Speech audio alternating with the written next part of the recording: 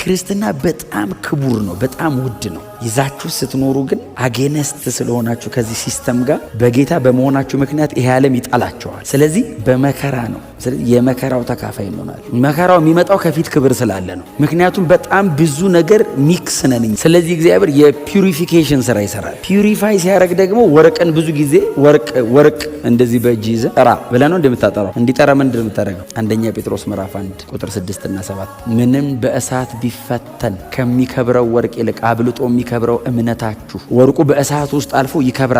የእናንተ እምነት አብልጦ ነው የሚከብረው። በምን ውስጥ ነው ግን የሚፈተነው? በመከራ። ከምትችሉት በላይ እኮ አትፈተኑም። ምክንያቱም ከአቅሙ በላይ ካረክበት ወርቁ ማመድ ይሆናል። ግን ሙልጭ አርጎ ግን እስኪያወጣል ድረስ ይፈተናል። የተቀላቀለ አላ እኛማ በሚል እሳት ይመጣል። ጠብ ሲያደርግ አብሮ የኖረ ነገር ነው የሚነቀለው። ተለይ ላይ አብሮ ከህፃንነት ጀምሮ ያደገ ግን ጥል ሲያደርግ ስትል ዋጋ እየጨመረ ነው ይላል። አይዞ ኢየሱስ ክርስቶስ ሲገለጠው ለምስጋና ለክብር ለውዳሴ ይሆንልሃል። ታገስ።